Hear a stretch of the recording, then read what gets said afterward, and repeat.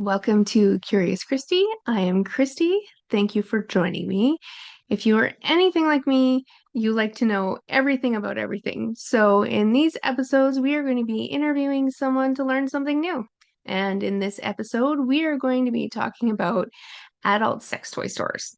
So, there are quite a few to choose from, but there's one in particular in Edmonton that I like, and that is the Traveling Tickle Trunk. They have everything from vanilla all the way to the darkest, deepest corners of your fantasy. I had the pleasure of interviewing the owner of the store to see what owning the sex toy store is all about. Okay, so today we have Brenda from the Tickle Trunk joining us. If you could just introduce yourself, Brenda, tell us a little bit about yourself. My name is Brenda Kerber, and I'm the owner of the sex toy store in Edmonton on White Avenue called the Traveling Tickle Trunk. And we've been in business for a little over 20 years, actually. But the storefront that we have on White Avenue has been around for almost 13 years. I didn't realize that you were open for 20 years. I just knew of the Yeah. storefront. That's so was it just out of your house that you were bringing products in? Yes, we started as a home party company. So that's why traveling tickle trunk, because we would go to people's homes and do sex toy parties. And the storefront developed out of that. Okay. So what was it that made you take that jump into having storefront for it? The main issue was that a lot of people didn't want to shop just at parties. They wanted to shop by themselves or just with their partners. They wanted a space they could come to without having to have a party. And my base that I was working out of was not appropriate for that. I wanted a bigger space where we could really show toys and allow people to hold them and touch them and feel more comfortable into somebody's basement. That's how the store. That's interesting. I'm even learning something here. I'm like, oh, I've been to the store. I know the history of the store. I don't know the history of the store. So what is it about the store that you love the most? Like, oh, having the store. What's your favorite part of it? My favorite part is getting to help people find the things that they're looking for, whether it's a toy or just an answer to a question, or just being able to talk openly about sex and sexuality. There aren't many spaces, even still, where it's safe to just talk about what you're into, what you're interested in, questions that you have. We have a lot of shame around sex and sexuality in our culture. And so it's really hard for people to find a place and people that they feel comfortable just asking questions. People are made to feel stupid or ashamed for having questions or interests around sexuality. And here you can ask anything, you can be interested in anything, you can know or not know anything, and you don't have to be embarrassed about it. So that's what I really love, is when somebody comes in and they have a concern or a question, and we're able to just help them talk about it and feel like it's perfectly fine to have that concern or that question. There's no shame about it whatsoever. And I like that when people are maybe a little bit unsure, uncertain when they come in, and they leave feeling like, oh, that was a really good experience. I feel better now. I feel better about myself. I feel better about what I'm doing, what I'm interested in. I feel more knowledgeable. That's what I really like. Nice. Yeah, I find there's just such a huge stigma on sexuality and fantasies and what's the proper lovemaking or sex or what's the difference. And Yeah. I think I find it very fascinating when people are uncomfortable even walking into a sex toy store, um, or even just like an adult pleasure store. Because I mean, you have everything from toys to role play. I saw some rope on the wall. Mm-hmm. Yeah. Yeah, everything you could possibly think of. Yeah. All Hmm. kinds of different things. And our most important thing here is that we never judge or shame anyone for anything that they might be interested in. There's lots of different interests, desires, things that are exciting to you, things that are interesting to you. There's lots of different levels of knowledge around sex, and that's all completely fine. That's okay. Hmm. Is there any part of it that you find difficult having the store? Um, yeah, hard to decide how to say this exactly, but for as long as I have run this company, there have been issues around um, attempts to censor, to control, to put companies like ours in a little box and not allow them access to things. Like, we are a retail store. That's what we are. We're like, there is a comic book shop next to us. We are no different than them. We're a retail store. And yet there are a lot of financial institutions. Social media is really bad with it now. It's gotten even worse, that want to censor and control us and not allow us access to things that other businesses have, simply because we deal with sex. Yeah, that's that would be a frustrating part of it for sure. I did notice that the window display is all books. Is that on Yeah. purpose because of that? Yes. Yes. There was an arrangement with our landlord. That was the only thing that they had a concern about, was that we not have a window display that's full of toys or overtly sexual. Hmm. But I also didn't want to do that anyway, because I think there are some people that are intimidated by that, Hmm. or they see toys in the window and they get an idea of, oh, this is what this is about. I'm not sure it's for me, or it's scary, and I don't think I want to go in there. So we didn't want to have anything that would be intimidating or off-putting right from the start.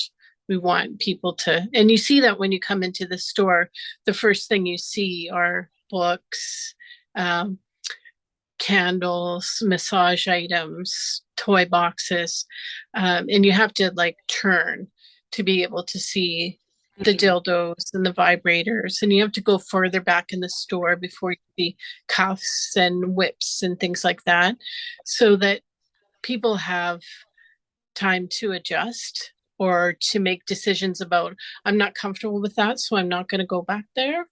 We want people to be able to make their own decisions about what works for them and not be confronted by a bunch of stuff as soon as they come in, so they can ease themselves in and decide what feels right for them.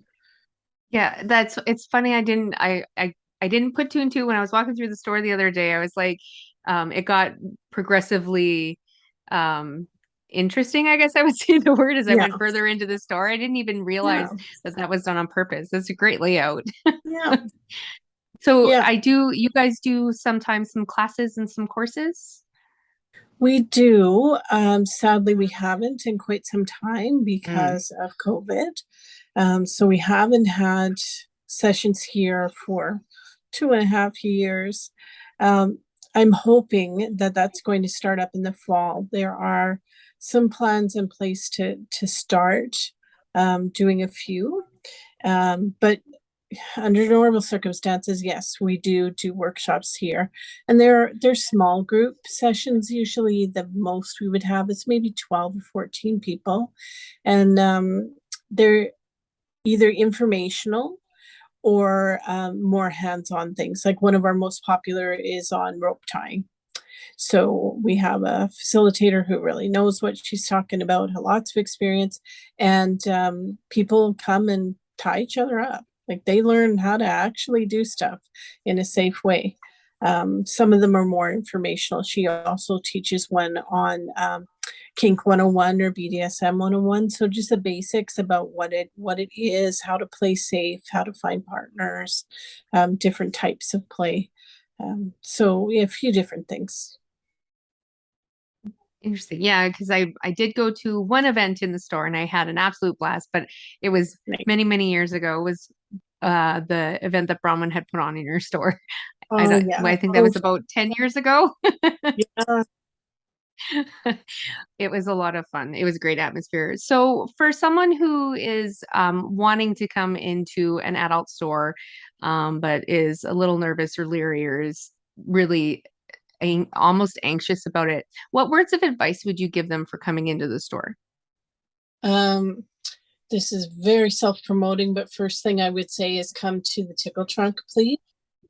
Because we really know what we're talking about. We really do. We understand the toys. All of my staff are really good with people. They know how to help people feel comfortable. They're not, when somebody comes into the store, we simply say to them, welcome.